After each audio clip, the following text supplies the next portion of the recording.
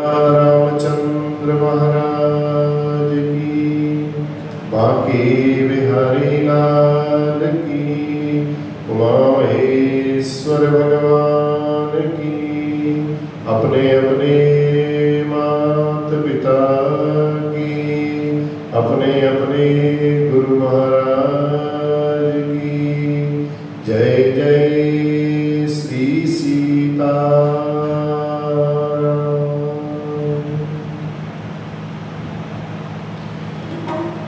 आइए अपने मन को थोड़ी देर भगवान के श्री चरणों में लगाएं, एक भजन के माध्यम से।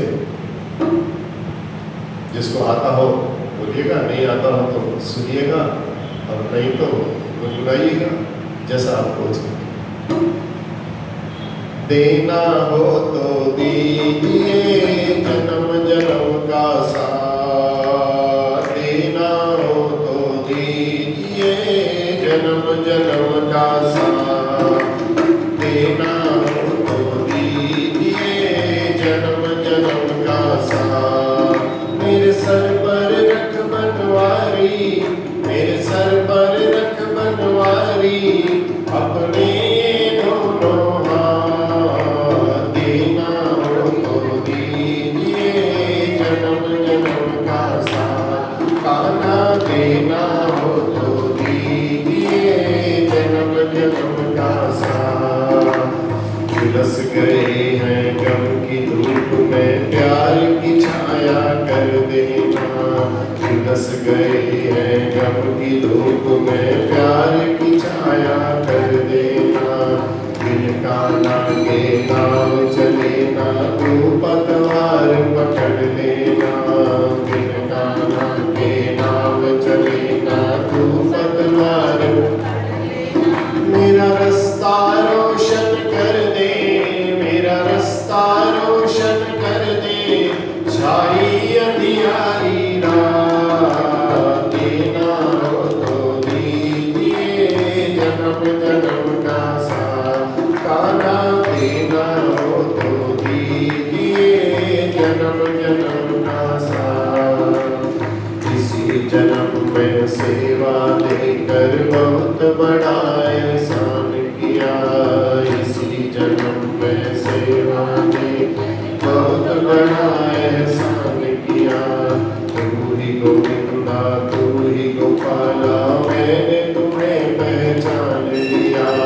तू ही गोविंदा तू ही गोपाला, तेरा साथ रहे बरसों तक, तेरा साथ रहे बरसों तक, बस रख ले इतनी बात। देना हो तो दीजिए जन्म जन्म का साथ। कान्हा देना हो तो दीजिए जन्म जन्म का साथ। श्याम तेरे चरणों की धूली धन दौलत से महंगी है। श्याम तेरे चरणों की धूली एक नजर कृपा की, श्यामा नाम इज्जत से महंगी है। एक नजर कृपा की, श्यामा नाम इज्जत से महंगी। मेरे दिल की तमन्ना यही है, मेरे दिल की तमन्ना यही है, तेरी सेवा करूं दिन रात। देना हो तो दीजिए जन्म जन्म का साथ। कान्हा देना हो तो दीजिए जन्म का साथ। देने वाले श्याम प्रभु से धन और दौलत क्या मांगे, देने वाले श्याम प्रभु से धन और दौलत क्या मांगे।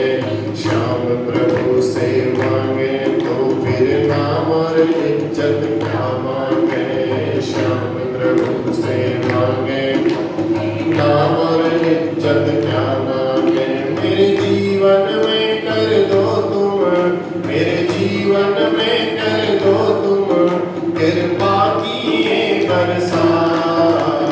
देना हो तो दीजिए जन्म जन्म का साथ। श्यामा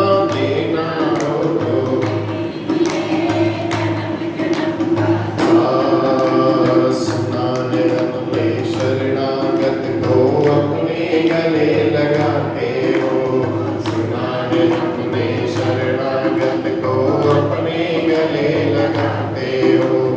ऐसा हमने क्या मांगा जो देने से घबराते हो। ऐसा हमने क्या मांगा जो चाहे सुख में रहो चाहे दुख में, चाहे सुख में रहो चाहे दुख में, बस होती रहे मुलाकात।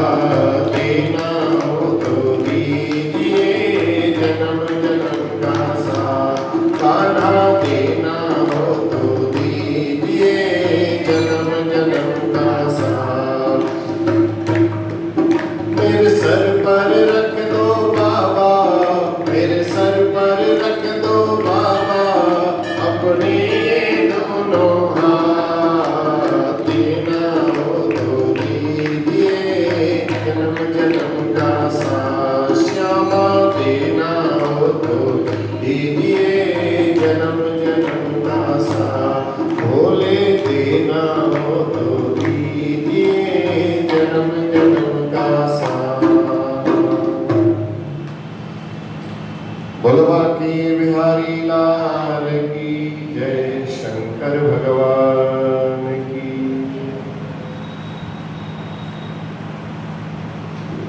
देना हो तो दीजिए जन्म जन्म का साथ।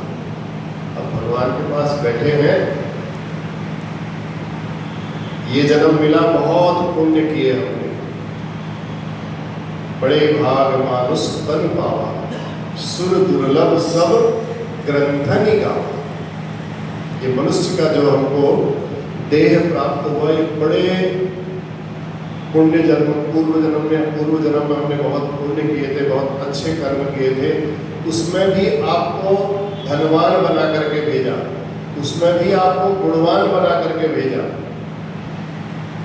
धन भी दिया भगवान ने तो धर्म करने के लिए दिया। आपने पहले कुछ दिया, तब भगवान ने इस जन्म में उसका कई गुना बढ़ा करके आपको दिया, ताकि आप उस स्थिति को बिल्कुल बैलेंस बना करके चलो, बैलेंस बना करके रहो। तो इसलिए आज हम कौन से महीने में बैठे हैं? पुरुषोत्तम मास, इसको बोलते हैं पुरुषोत्तम मास, अधिक मास। तिथियां घटती हैं, तिथियां बढ़ती हैं हर महीने में। कभी आप देखते होंगे अष्टमी आई, अष्टमी के बाद सीधे दशमी आ जाती है। कभी आपने देखा एकादशी आई, एकादशी के बाद सीधे त्रयोदशी आ जाती है, द्वादशी आती नहीं है, आती है तो कुछ घड़ी के लिए आती है। ठीक, तो कहने का भाव, जो ये तिथियां घटती है, बढ़ती है, घटते घटते बढ़ते बढ़ते घटते बढ़ते घटते बढ़ते ये एकत्रित होती है। और एकत्रित, आप आगे से हट जाओ वापस, इसको लगा के हट जाओ। एकत्रित होकर के 3 महीने में, 30 महीने मान करके चलो, 30 या 32 महीने में, हर तीसरे साल एक लीप ईयर, अधिक मास, उसको हमारे संस्कृत में बोलते हैं अधिक मास। और उस अधिक मास को अब क्या हुआ, उसमें देखो हर महीने में संक्रांति होती है हमारे यहाँ। कभी सूर्य की संक्रांति, कभी मेष की, कभी वृष की, कभी सिंह की, ऐसे संक्रांति हर महीने की अलग अलग संक्रांति होती है। लेकिन इस अधिक मास में कोई संक्रांति नहीं होती। आज 14-15 तारीख के बीच में संक्रांति होती है ना, देखो कोई संक्रांति नहीं है इस बार 14-15 तारीख के बीच में। तो संक्रांति न होने से इस महीने को लोगों ने बोल दिया ये तो अतिरिक्त मास है, त्याज्य मास है, इसका कोई महत्व नहीं है। जिस मास में संक्रांति नहीं है तो उस मास का कोई महत्व नहीं है, ये मान लिया।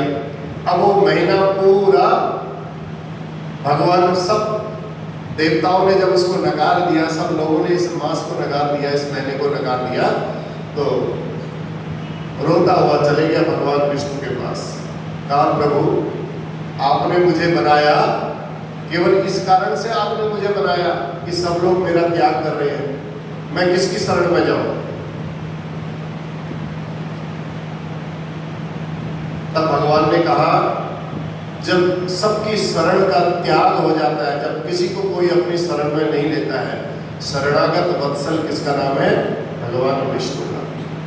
विभीषण जी भी राम जी के पास आए थे, इसी भाव से आए थे कि प्रभु शरणागत वत्सल हैं, मैं जानता हूँ दुश्मन का भाई हूँ, लेकिन मेरे प्रभु मुझे विश्वास है कि मुझे अपना लेंगे। इस भाव से विभीषण आया था। और विभीषण आए तो आते ही भगवान ने उसको लंकापति कह करके संबोधित कर दिया। ऐसे ही ये महीना भी भगवान विष्णु के पास गया। भगवान विष्णु से कहने लगा प्रभु कृपा तो करो, कुछ तो कृपा करो हमारे ऊपर। भगवान ने कहा कोई बात, अब तो मेरी शरणागति में आ गया है। उसने बोला लोग मुझे मलमास बोलते हैं, मल माने बिल्कुल त्याग चीज जो होता है, छोड़ने को, गंदा। भगवान ने बोला कोई आज के बाद इसको मलमास के नाम से नहीं पुकारेगा, आज से इस महीने को मैं अपना नाम देता हूं, इस महीने का नाम हो जाएगा पुरुषोत्तम मास। इसमें जिस प्रकार से आपको दान करना हो, ज्ञान अर्जन करना हो, क्योंकि इस कार्य मैंने को सब लोगों ने ये भाव मान करके छोड़ दिया कि इसमें कोई नया घर नहीं बनवा सकता है, नया गृह प्रवेश नहीं कर सकता है, तब वो बेचारा भागे भागे भगवान की शरण में गया। कहा तो मेरे इस महीने में कुछ कार्य नहीं होंगे तो मैं क्या करूँ, मेरी इस महीने की विशेषता क्या रह जाएगी। तब भगवान ने कहा अब मैंने इस महीने को स्वीकार कर लिया है, तू मेरी शरणागति में, मेरी शरण में आया है, इस महीने से श्रेष्ठ महीना यज्ञ करने के लिए, दान करने के लिए, तप करने के लिए, भगवान का चिंतन करने के लिए, भगवान का मनन करने के लिए कोई और नहीं हो सकता। 3 साल में आप लगातार मन तो नहीं लगा सकते हो ना, लेकिन 3 साल में एक बार अगर 1 महीना आपने बढ़िया करके भगवान का नाम स्मरण कर लिया, ठीक, इस अधिक मास के कुछ दिनों ही कर लिए, भगवान का नाम तो एक बार भी आप कर लो तो उसकी पावर इतनी है, उसकी शक्ति इतनी है कि वो आपका तरण तारण तो कर ही देता है। तब भगवान ने कहा इस अधिक मास में, इसमें संकल्पित कार्य नहीं होते। आप कोई संकल्प लेकर के यज्ञ करना चाहो, कोई अनुष्ठान करना चाहो, जैसे हम शिव पुराण की कथा करते हैं, भागवत की कथा, ये संकल्पित प्रोग्राम होते हैं, कार्यक्रम होते हैं हमारे, इसमें 7 दिन का संकल्प लिया जाता है। लेकिन इस पुरुषोत्तम मास में जो भी यज्ञ किए जाएंगे उनमें कोई संकल्प नहीं होगा कि हम इतने दिन के लिए, इतने महीने के लिए, इतने समय के लिए इस कार्य को करेंगे या हमारा ये कार्य हो जाए। इसमें केवल भगवान की भक्ति करनी है, वो भी कैसी भक्ति करनी है? निश्चल भक्ति। उसमें छलावा कुछ भी न हो, भगवान से मांग कुछ भी न हो, डिमांड कुछ भी न हो, ऐसी भक्ति करनी है इस पुरुषोत्तम मास में। तब भगवान ने इसको अपना नाम दिया, और जिसको भगवान अपना नाम दे दे, जिस महीने को बताऊं, उस महीने को कौन पूजनीय मानेगा। तब से ये महीना और अधिक पूज्य हो गया। उसने बोला खाली हिरण्यकश्यप का एक उद्धार करने के लिए आपने मेरा या इस निर्माण किया भगवान से, कई प्रकार से शिकायत नहीं। तब वो वंचित महीना भगवान की शरण में गया, और शरण में जाकर के भगवान ने कहा तू मेरी शरण में आ गया है, शरणागति तूने ले ली है, अब तेरे को शरणागति लेने के बाद किसी चीज का कोई भय नहीं। अब तू इस महीने में मैं आशीर्वाद देता हूँ, जो भी भगवान के किसी कार्य को करेंगे, भगवान उनकी सारी मनोकामनाएं पूर्ण करेंगे। ये भगवान विष्णु भगवान का आशीर्वाद है इस महीने में। तो इस महीने में इसलिए खूब कथा भी सुन लीजिए, सवेरे भी सुनो, शाम को भी सुनो, दिन में भी सुनो, जितना समय हो बैठ करके अपना भगवान का जप करो। और इससे बढ़िया कोई दूसरा महीना फिर आने वाला नहीं है, तीसरे साल ही आएगा। अब पता नहीं है आपको कल का भी, कल क्या होने वाला है हमारे साथ। तो इसलिए जो समय हमारे पास, जो अवसर मिला है, जो समय मिला है, उस अवसर का हम लाभ उठा लें। आप लोगों ने बड़ा प्रयास किया, प्रेरणा हमें भी दी, ठाकुर जी की कृपा हुई कि आप लोगों की इच्छा थी, तो हमारी भी इच्छा जागृत हो गई कि ठाकुर जी की सेवा कर ली जाए अधिक मास। तो आप लोगों का भी बहुत बहुत धन्यवाद। भगवान ने सुमति आपके द्वारा हमारे अंदर प्रेषित करवाई, और इसलिए हमारे अंदर भी ये विचार आया कि कुछ कथा ही सुना दें, भगवान श्री राम की कथा सुना दें। भगवान श्री राम का दूसरा नाम क्या है? मर्यादा पुरुषोत्तम। भगवान श्री राम ने जो किया है वो हमें करना है। भगवान श्री राम ने जो किया है उसी का हमें अनुसरण करना है, और भगवान श्री कृष्ण ने जो कहा है हमें उसका अनुसरण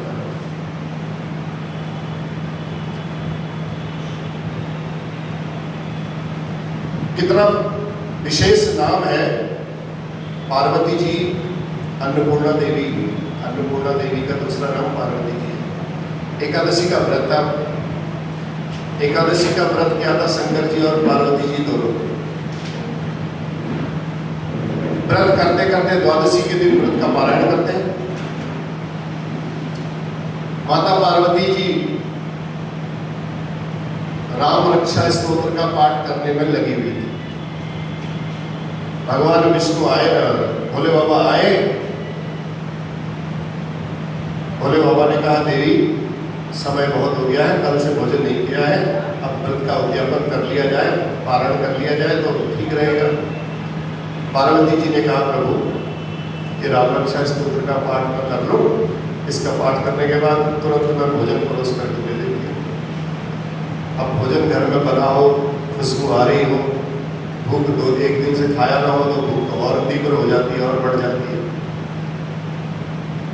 तब भगवान भोलेनाथ ने कहा पार्वती जी को तुझे इतने लंबे चौड़े पाठ करने की आवश्यकता ही नहीं है।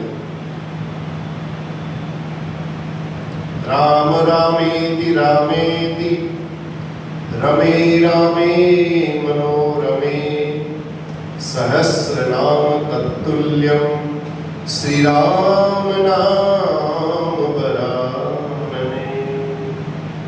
ज्यादा कुछ करने की जरूरत नहीं, एक बार राम ले ले तो तेरे को करोड़ों पाठ करने का फल प्राप्त हो जाएगा। ये भगवान शंकर ने अपने मुंह से बोला है पार्वती। ज्यादा बंधन में पड़ने की जरूरत नहीं है, जितना हो सके अपनी तरफ से अधिक प्रयास करना चाहिए। इसलिए हमने 7:30 बजे का समय रखा ताकि थोड़ा अपने घर की व्यवस्था बना बुन करके आप लोग आ जाओ, और उसके बाद 1 घंटा ही करेंगे। अब माता जी हमारी कहती कि 8:30 बजे से ज़्यादा भी ना हो, कोशिश हमारी पूरी रहेगी। कभी कभी एक आध प्रसंग इधर उधर हो जाएगा तो देख लेंगे, नहीं तो बाकी पूरा प्रयास रहेगा। 8:30 बजे 1 घंटे का सत्संग बढ़िया मन लगा करके सुने और बड़ा अच्छा लगेगा आपको। बंदों श्री तुलसी के चरण जिनकी नेहु जग काज, कलि समुद्र बूढ़त लखेऊ प्रगटेऊ सत्य जान।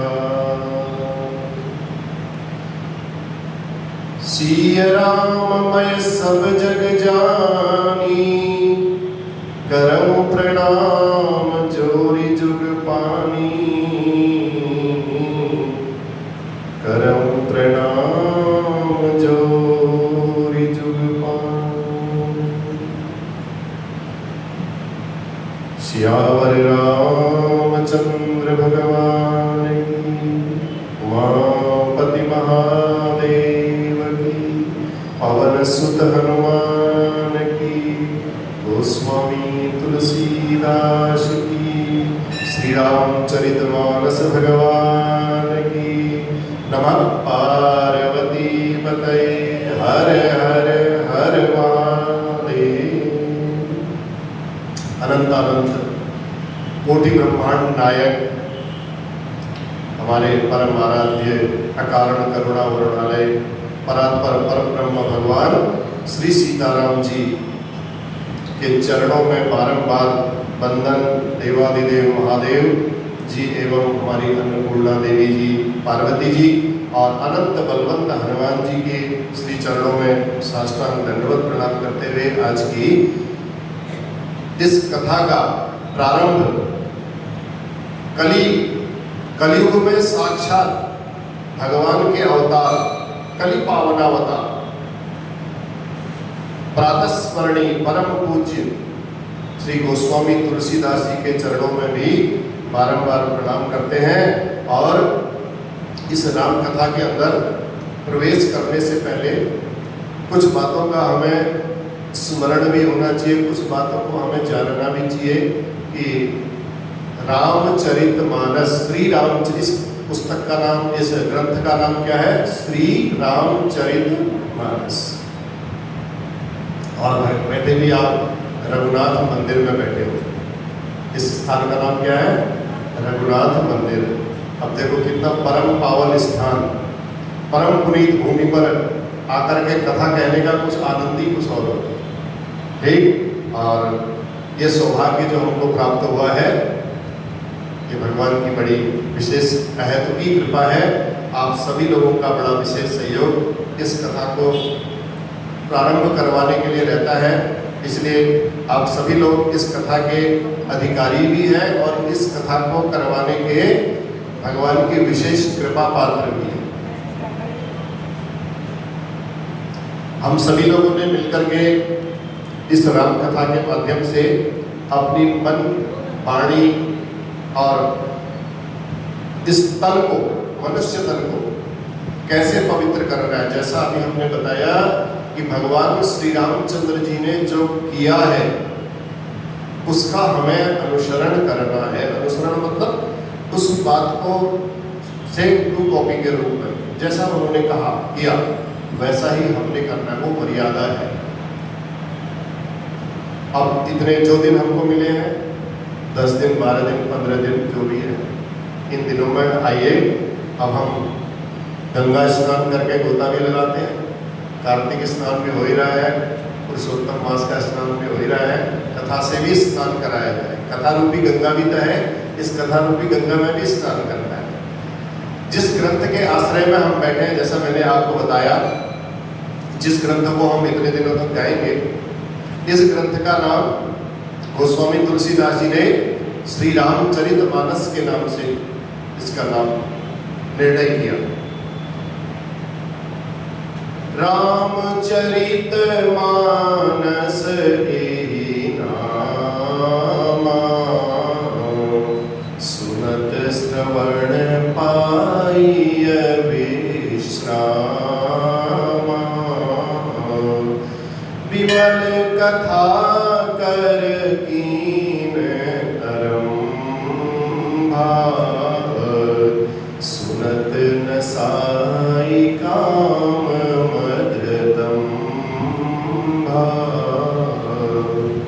कैसे हुआ इस ग्रंथ का नाम रामचरितमानस? हमें सबको पता है इस ग्रंथ का जो लेखन कार्य किया वो गोस्वामी तुलसीदास जी ने किया। हमें लगता है कि गोस्वामी तुलसीदास जी ने किया, लेकिन गोस्वामी तुलसीदास जी का ऐसा मानना नहीं है कि इस ग्रंथ का लेखन मैंने किया, वो नहीं कहते हैं ऐसा। अब हम भी यहाँ पर कथा बोल रहे हैं, कह रहे हैं, जैसा हमने अपना अनुभव किया, उसका पठन पाठन किया, पढ़ना, पढ़ने के बाद फिर बोलना, बोलने के बाद फिर इस गद्दी पर आकर के बोलना।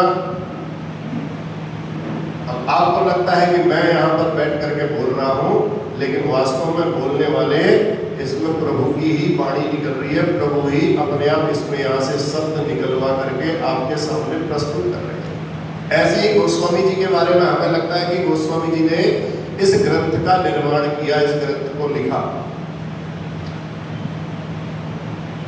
ये गोस्वामी तुलसीदास जी के ऊपर भगवान की विशेष कृपा और गुरुदेव का बड़ा आशीर्वाद, विशेष आशीर्वाद, स्नेह प्यार, जो उनसे इस कथा को लिखवाने के, श्री राम जी के गुणगान को लिखवाने के लिए विशेष कृपा उन पर हुई, ये भगवान की विशेष कृपा थी।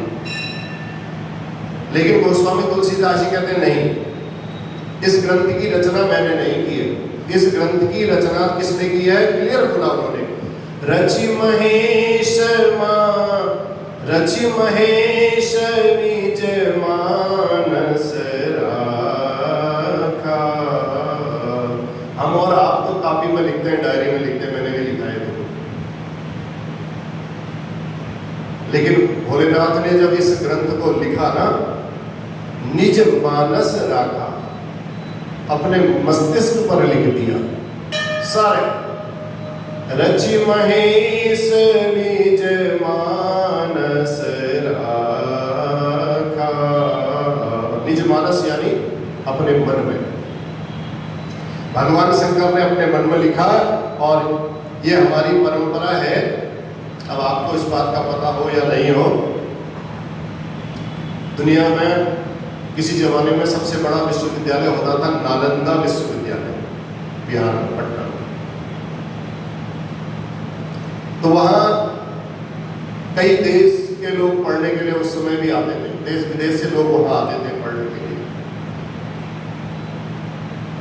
एक मुगल शासक हुआ करता था उस समय। उस मुगल शासक की तबीयत खराब हो गई, स्वास्थ्य बिगड़ गया।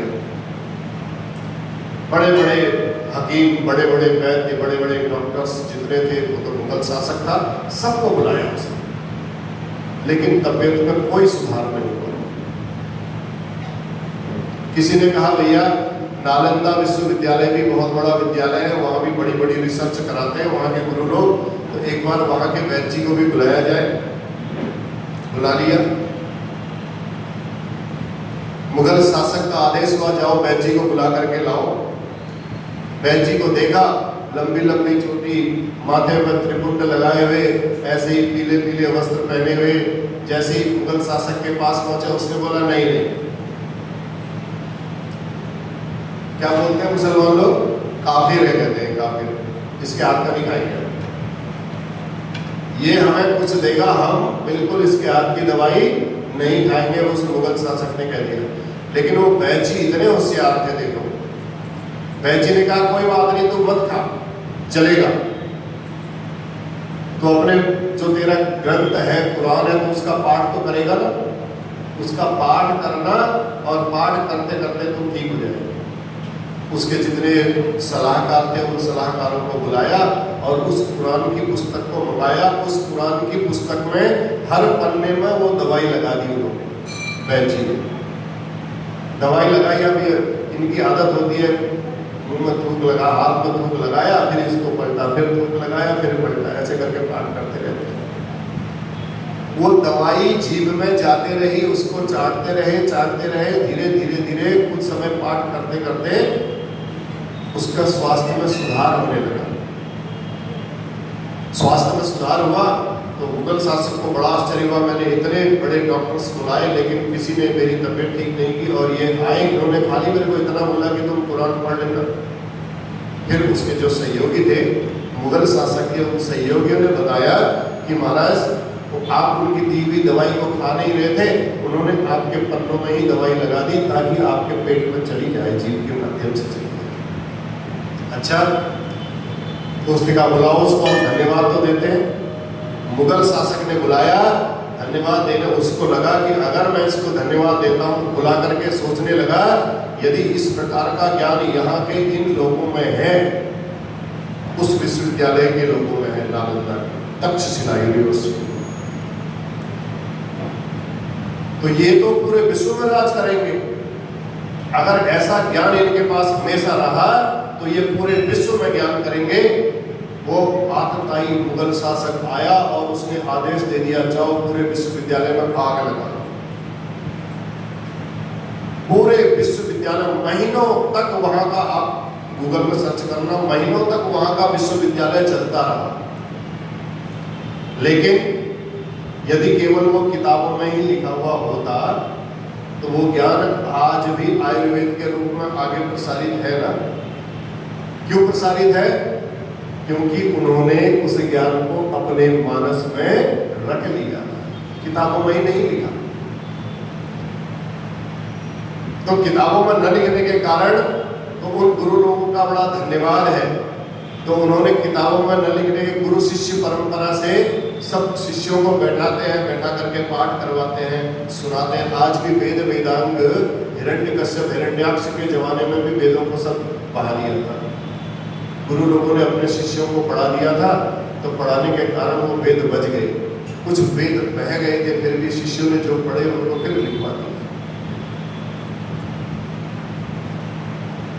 इसलिए आज तक हमारा साहित्य बचा हुआ है, ठीक। और हम साहित्य बचने के कारण फिर भी आयुर्वेद के रूप में या किसी भी चिकित्सा के रूप में श्रेष्ठ माना जाता है आयुर्वेद को। तो भगवान शंकर ने भी इसी प्रकार रचि महेश निज मानस राखा। इस भगवान श्री रामचरितमानस की जो रचना की, उसकी रचना खाली किताबों में नहीं की, अपने मानस में की, अपने मन में रखा। और कब प्रकट किया? तो गोस्वामी तुलसीदास जी कहते हैं पाई सुसमय शिवासन भासा। जब सुसमय आया, अच्छा ठीक समय देखा, तब शिवासन भागा। शिवासन माने पार्वती के सामने में जब सही लगा कि आज पार्वती सुनने लायक है, मैं जो बोलूंगा उसको पूरा ग्रहण कर लेगी, सुसमय शिवासन भागा। तब गोस्वामी जी कहते हैं भगवान शंकर ने इस कथा की रचना करके अपने मानस में रखा, और जब उचित समय आया, उचित समय आते ही जीवन में तो भगवान ने भगवान शंकर ने उस कथा को मां पार्वती के सम्मुख प्रकट किया। अब इस ग्रंथ का नाम रामचरितमानस क्यों पड़ा? तो आप में से कोई पढ़ रहे होंगे, पढ़ते होंगे, वाल्मीकि रामायण भी है, कोई अध्यात्म रामायण भी है, आनंद रामायण, कई प्रकार के रामायण हैं। जितने भी हैं राम जी के चरित्र के ऊपर ग्रंथ लिखे हुए हैं, उन सब का नाम रामायण ही है। हम लोग बोलचाल की भाषा में भी बोलते ना, कि आज पाठ किसका हो रहा है? रामायण का पाठ हो रहा है। कोई रामचरितमानस का पाठ हो रहा है नहीं बोलते, बोलचाल में भाषा में भी हम रामायण का पाठ करते हैं। तो कहने का भाव है रामचरित, गोस्वामी तुलसीदास जी ने इसका नाम रामचरित रखा, उसके रामचरितमानस क्यों रखा? तो बाबा कहते हैं मैं राम जी का वो चरित्र लिखने जा रहा हूँ जो भगवान शंकर के मानस से प्रकट हुआ है। कहाँ से प्रकट हुआ है? भगवान शंकरी लेखनी से प्रकट नहीं हुआ। ये भगवान, मैं वो ग्रंथ लिख रहा हूँ जो भगवान शंकर के मानस से प्रकट हुआ है, इसलिए लिखने जा रहा हूँ। भगवान शंकर ने इसलिए मानस से चल करके अब आप सभी लोगों तक ये कथा जनमानस तक पहुंची गई। वहां से तुलसीदास जी ने ग्रहण किया, उसको लिपिबद्ध किया, और लिपिबद्ध करके फिर ये धीरे धीरे कथा जनमानस तक पहुंची है। इसलिए गोस्वामी तुलसीदास जी ने इस ग्रंथ का नाम श्री रामचरितमानस रख दिया, ये इसका नाम है। आप किसी भी तीर्थ में जाइए, चाहे हरिद्वार जाओ, चाहे गढ़गंगा जाओ, चाहे प्रयाग जाओ, चाहे काशी जाओ, चाहे उज्जैन जाओ, अब तीर्थ की महिमा के बारे में जब तक आपको पता नहीं होगा तब तक आप वहां जाएंगे ही नहीं पहले तो। और जाएंगे तो जब महिमा का पता होगा तो जाकर के फिर एक एक चीज के बारे में अवलोकन करेंगे, और श्रद्धा आपकी थोड़ा सा और ज्यादा बढ़ जाएगी। उसकी महिमा का गान जब तक हम सुनेंगे, जब हमारे मन में उसकी महिमा का पता चलेगा कि उसकी महिमा क्या है, उसकी महिमा को सुनने के लिए, उसकी महिमा को जानने के लिए जब हम उस स्थान पर जाएंगे तो उस स्थान का विश्वास, उस स्थान के प्रति रुचि हमारी और अधिक बढ़ जाती है। हम यहाँ क्यों आए हैं, किस लिए आए हैं, ये जानना बहुत जब हम उसकी महिमा जान लेते हैं, उसके बारे में जान लेते हैं, और उसके बाद हमारा जो प्रेम है वो सहज प्रेम हो जाता है। हाँ, हरिद्वार में देखो गंगा जी निकली थी, वो मुख से आई थी, आकर के हरिद्वार में आई थी, यहाँ पर भागवत की कथा भी दी थी। सारे ऋषि मुनि वहाँ से बद्रीनाथ से ऊपर से सब उठ करके आए थे, नीचे के ऋषि मुनि भी यहाँ आए थे। कई प्रकार की, यहाँ दक्ष प्रजापति ने यज्ञ किया था और यज्ञ में भस्म, सती जी भस्म हुई थी। कई प्रकार की हमें महिमा का जब पता होगा तब कनकल में जाएंगे तो दक्ष प्रजापति का मंदिर देखेंगे तो श्रद्धा और जागृत हो जाएगी। तो इसलिए जो प्रेम है वो प्रेम सहज ही जागृत हो जाता है, जगाना नहीं पड़ता प्रेम। जाने बिन न होई परतीति, और बिन परतीति होई नहीं प्रेम।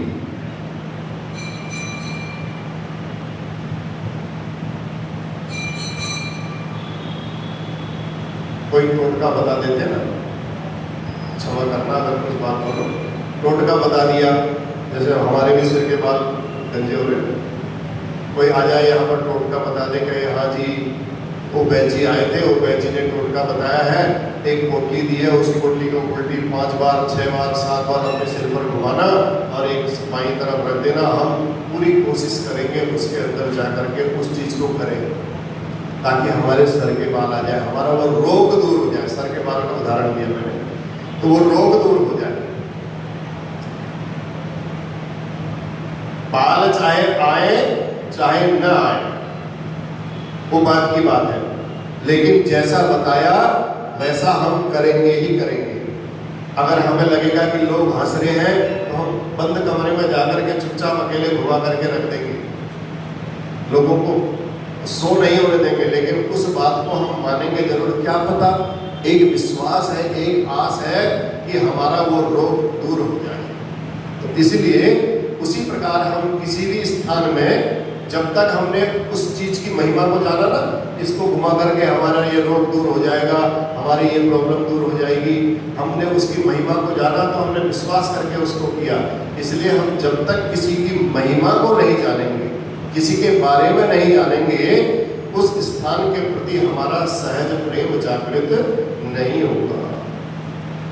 तो इसलिए गोस्वामी तुलसीदास जी महाराज इस कथा की बड़ी महिमा गाते हैं। कहते हैं रामचरित मानस एहि गावा, रामचरित मानस एहि गावा, सुनत श्रवण पाइय विश्राम। इस कथा को सुनने मात्र से विश्राम की प्राप्ति हो जाती है, विश्राम मिल जाता है। विश्राम समझ में आ रहा है आपको? अब यहाँ पर बैठे हो, बढ़िया हवा भी आ रही है, पंखे भी चल रहे हैं, कथा भी चल रही है, नींद भी आ रही है, ये विश्राम नहीं है, इसको विश्राम नहीं कहा जाता। दोपहर में सो गए, इसको विश्राम नहीं कहते, नींद आ गई अच्छी, ये आराम है। ये क्या है? आराम है। ठीक, विश्राम क्या है? परिवार के लिए कठिनाई से, बहुत कठिनाई करके, विस्पान करके, सारी मेहनत करके, और उसके बाद भी हम यहाँ सारे इस कार्यक्रम में सम्मिलित होने आ रहे हैं, राम राम कहने आ रहे हैं, भगवान राम की इस पुरुषोत्तम की कथा को सुनने के लिए यहाँ पर पधार रहे हैं, सारे घर के कार्य करके। उसके बाद भी भगवान की इस कथा को सुनने के लिए आते हैं, तो यही जब हम यहाँ पर आकर के बैठते हैं, भगवान की इस कथा को सुनते हैं, तो तब इस बात को बोला जाता है विश्राम। विश्राम बिना, और ये विश्राम प्राप्त होने वाला कैसे है? बिना राम जी की कृपा से, बिना भगवान की कृपा से ये प्राप्त होने वाला नहीं है। जब चारों भाइयों ने जन्म लिया, राम लक्ष्मण भरत और शत्रुघ्न, क्या क्या बताया मैंने? राम लक्ष्मण भरत और, अब शत्रुघ्न भी बोल देते हैं, शत्रुघ्न क्या है? एक घन होता है, घन तो हथौड़ा वाला तो होता है, बड़ा वाला हथौड़ा, उसको बोलते हैं घन। एक आधा घ और न होता है, घन माने मारने वाला, शत्रुओं का नाश करने वाले, उनका नाम है शत्रुघ्न। ठीक, तो जब चारों भाइयों का जन्म हुआ तो गुरुदेव भगवान वशिष्ठ जी नाम रखने के लिए अयोध्या आए, तो राम जी का नाम रखते हुए गुरु जी कहते हैं, ये राम जी कैसे हैं? जो आनंद सिंधु सुख राशि, बड़े आनंद के धाम में, तो सुख की राशि। जो आनंद सिंधु सुख राशि, सीकरते त्रैलोक सुपासी, वो सुख धाम राम असना, अखिल लोकदायक विश्राम। वशिष्ठ जी कहते हैं, जो ये आपके ज्येष्ठ पुत्र हैं, दशरथ जी को कहते हैं, राजन, जो आपके ज्येष्ठ पुत्र हैं, ये आनंद के समुद्र हैं, आनंद के धाम हैं, सुख के धाम, सबकी सुंदर व्यवस्था करते हैं और पूरे लोक को विश्राम देने वाले हैं। दूसरा उदाहरण, गोस्वामी तुलसीदास जी पूरी राम कथा लिख लिए, तब उत्तरकांड के अंतिम में लिखा उन्होंने, सबसे लास्ट में बारी जी पढ़िएगा, छंद लिखा है। गोस्वामी तुलसीदास जी कहते हैं विश्राम कहाँ मिला उनको, पूरी रामचरितमानस लिखी और लिखने के बाद उत्तरकांड के सबसे अंत में, वो भी लास्ट के दो जो दोहे छंद के दो पंक्तियां हैं उस पर, जाकी कृपा लवलेस ते मति मंद तुलसीदास हूँ, पायो परम विश्राम राम समान प्रभु नाही कहूँ। जाकी कृपा लवलेस ते मति मंद तुलसीदास हूँ, पायो परम विश्राम राम समान प्रभु नाही कहूँ।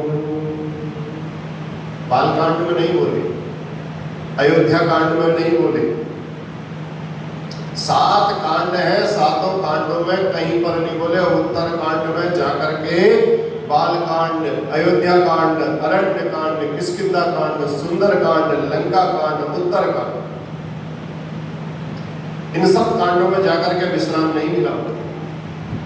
पायो परम विश्राम राम समान प्रभु नाही कहूँ। गोस्वामी जी कहते हैं उत्तरकांड के बीच तक आ गए तब भी नहीं बोले। उत्तरकांड के अंतिम छंद में 1, 2, 3 छंद लिखे हैं, उन छंदों में भी नहीं लिखा।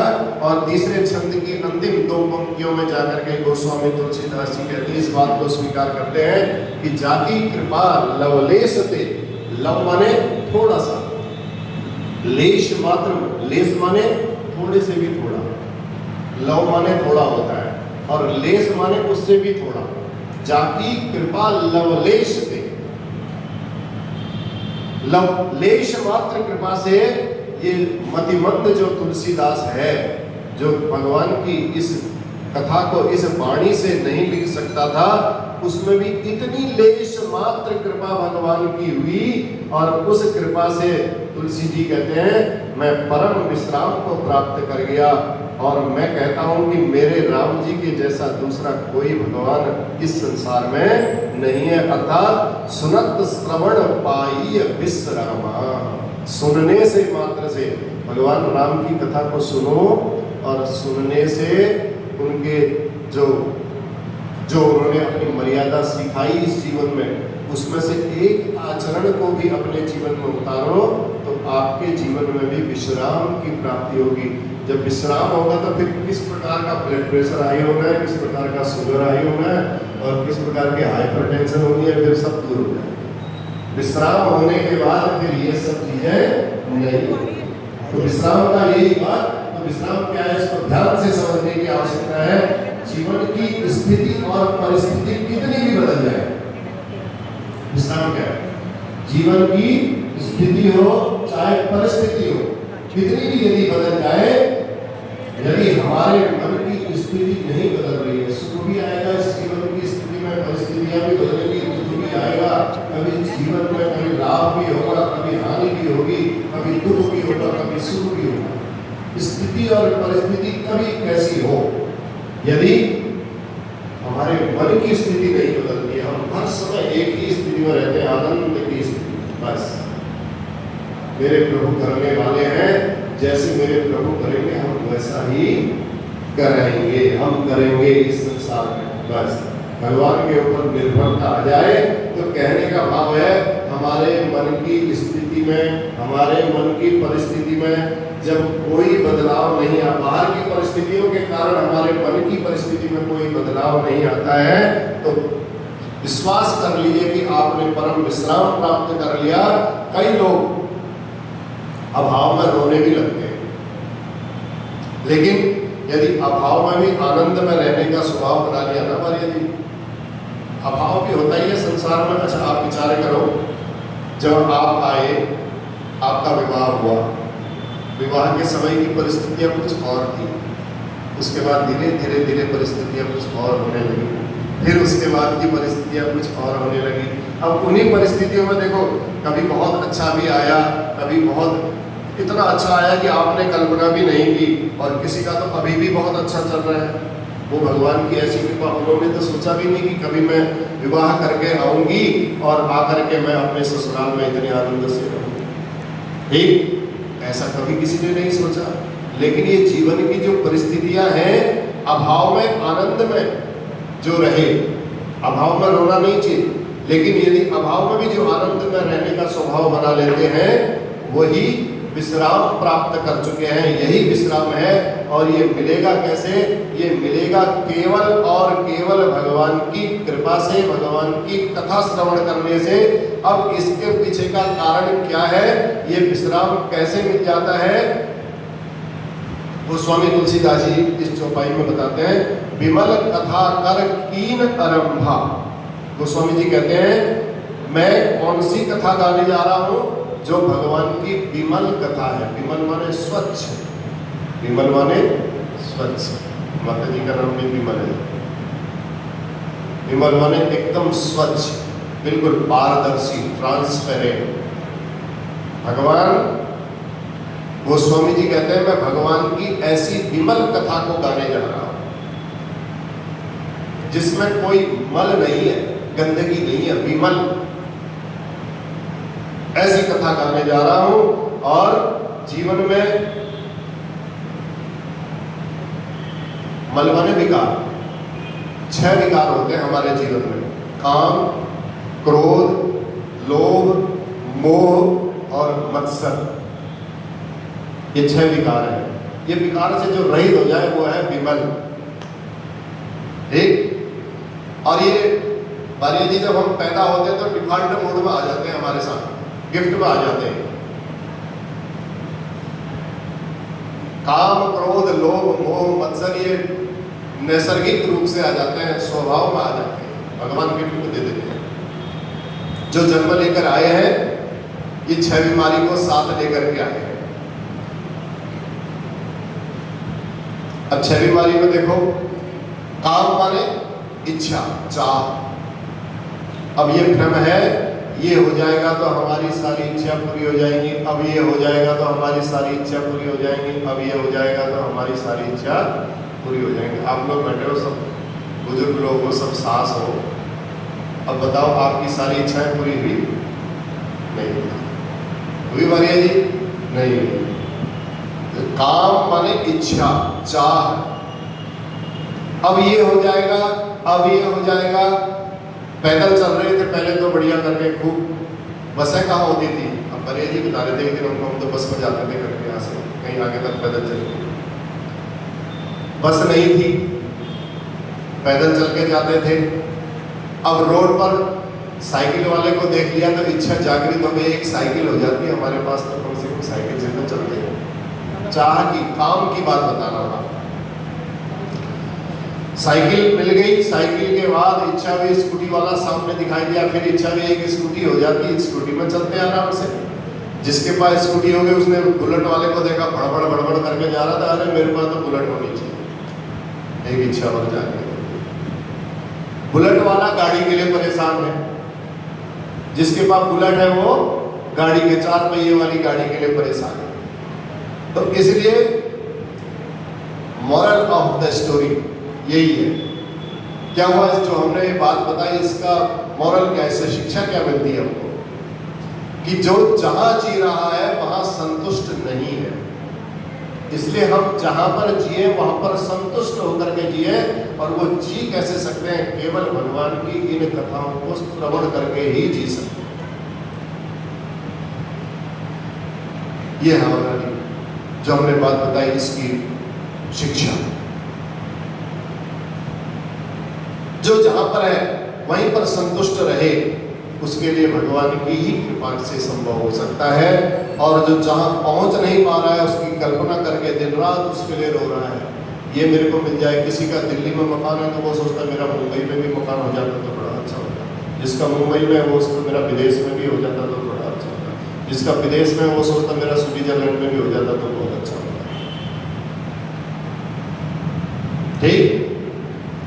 तो यही देखिए, काम से जब अब हमारी कल्पना करो दिन रात ये सब हो रहा है, ये सब परेशानियां किस चीज से हो रही है? हमको कामनाएं से हो रही है। जो हमारी कामनाएं पूरी नहीं हो रही है तो हमें काम के साथ दो चीज गिफ्ट में और मिल गया, क्रोध और लोभ। काम पूरा नहीं होगा, इच्छा पूरी नहीं होगी तो क्रोध बढ़ेगा। और क्रोध के साथ अगर काम पूरा हो जाता है, क्रोध का और लोभ का कैसे देखिए, कामना किसके लिए? हमारे पास बुलेट हो जाए, हमारे पास मोटरसाइकिल हो जाए, अब ये नहीं हो पा रहा है तो क्रोध आएगा, और काम यदि पूरा हो गया तो लोभ आ जाएगा। इच्छा पूरी हो गई तो लोभ हो जाएगा। एक गाड़ी और हो जाए, एक बस और हो जाए, एक ट्रांसपोर्ट का काम और हो जाए, एक बड़ा बिजनेस और हो जाए, एक और हो जाए, एक बेटे के लिए भी हो जाए, एक बहू के लिए भी हो जाए, एक बेटी भी तो है मेरी, एक बेटी के लिए भी हो जाए। ये इच्छाएं लोभ बढ़ता जाएगा दिन प्रतिदिन। और इसलिए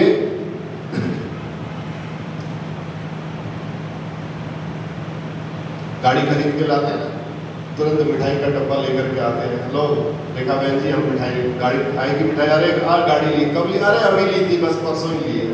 2 दिन बाद में फिर मिठाई, अरे कब ली? लो परसों ही ली थी।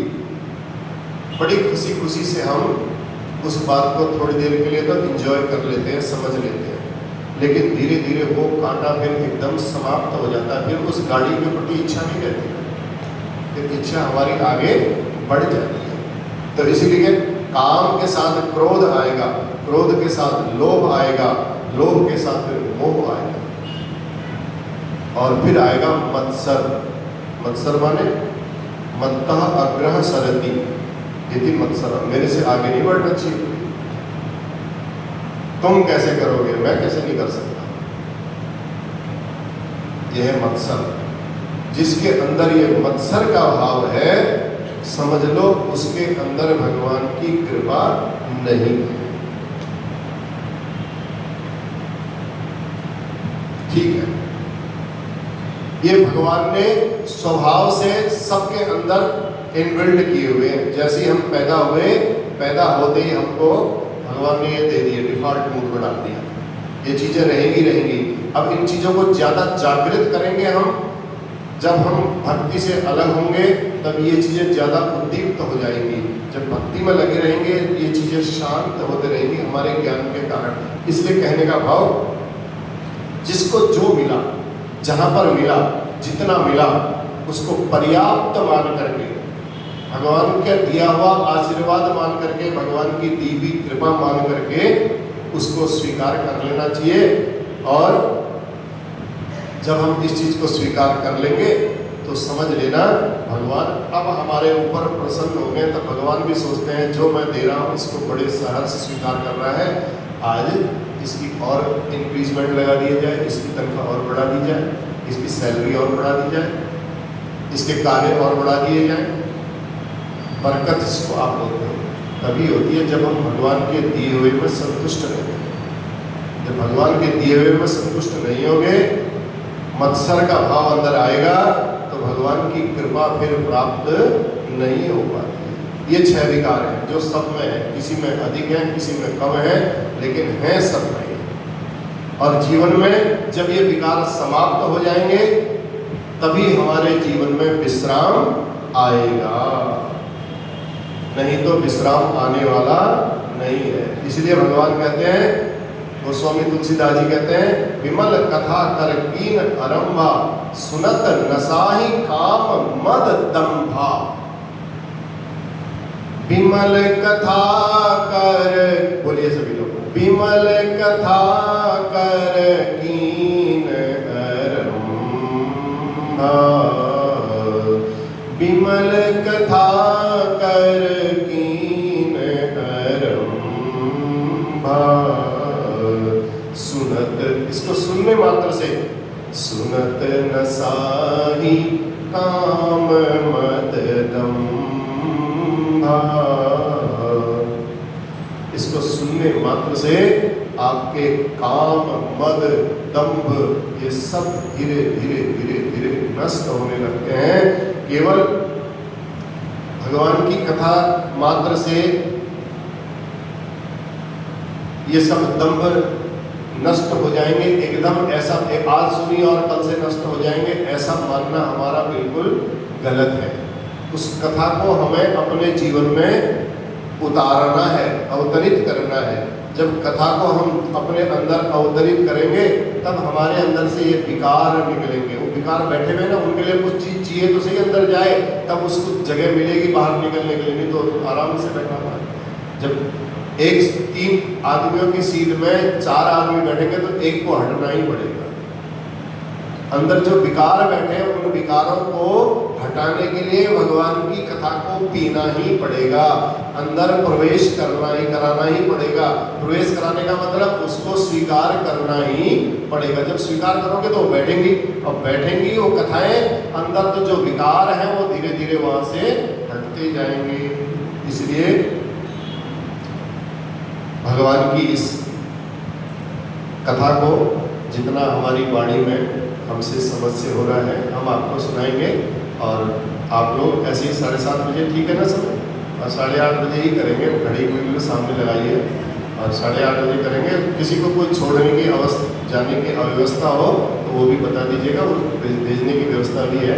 सब भगवान की, ठाकुर जी की कृपा है, कोई ऐसी दिक्कत नहीं, किसी बात की नहीं। और आइए एक भजन गाते हैं, इसके बाद कथा को विश्राम देंगे और फिर कल की कथा 7:30 बजे से करेंगे। अभी रामचरितमानस का प्रारंभ है, अभी तो भूमिका बनाई थोड़ा सा आज, ठीक है।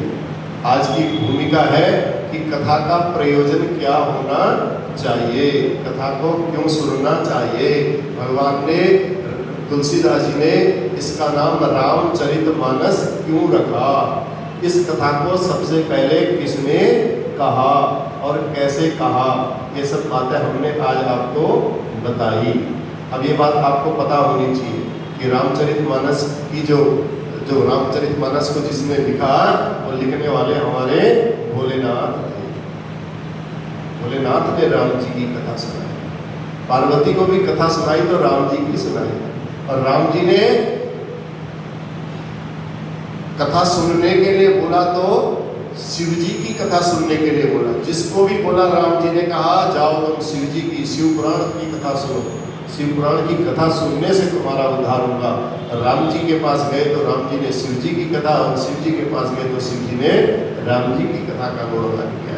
ऐसा अनन्य भाव होना चाहिए, एक दूसरे के प्रति समर्पण का भाव, ये हमें इस रामायण की कथा से शिक्षा प्राप्त होती है। और एक बढ़िया सा भजन गाते हैं, फिर उसके बाद आज की कथा का विश्राम, और फिर ऐसे सत्संग के रूप में भगवान की इस कथा को हम करते रहेंगे।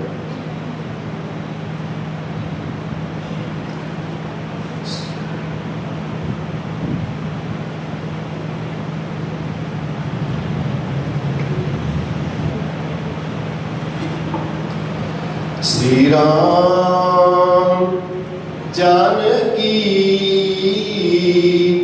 बैठे हैं मेरे सीने में, श्री राम जानकी बैठे मेरे सीने में, श्री राम जानकी बैठे हैं मेरे सीने में।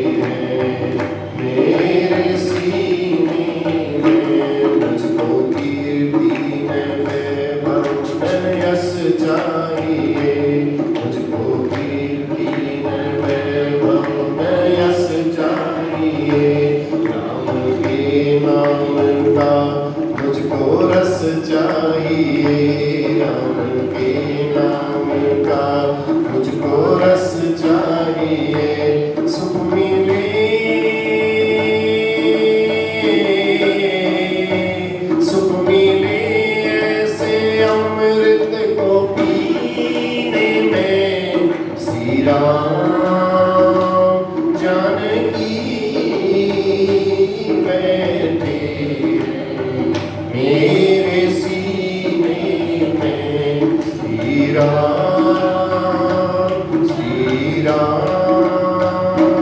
राम रसियाऊं मैं राम सुमिरन करूं राम रसियाऊं मैं राम सुमिरन करूं सिया राम का सदा ही मैं चिंतन करूं सिया राम का सदा ही मैं चिंतन करूं सच्चा आनंद है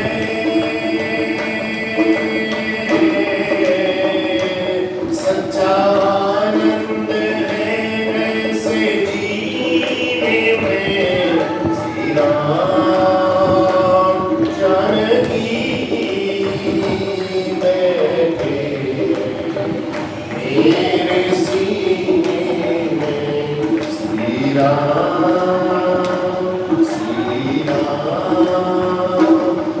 आज सीना है सबको ये दिखला दिया आज सीना है सबको ये दिखला दिया भक्ति में मस्ती है ये दिखला दिया भक्ति में मस्ती है ये दिखला दिया कोई मस्ती न सागर पीने में कोई मस्ती न सागर पीने में श्री राम जानकी बैठे मेरे सीने में श्री राम जानकी मेरे सीने में देख लो मेरे दिल के नगीने में देख लो मेरे दिल के नगीने में श्री राम जानकी बैठे मेरे सीने में श्री राम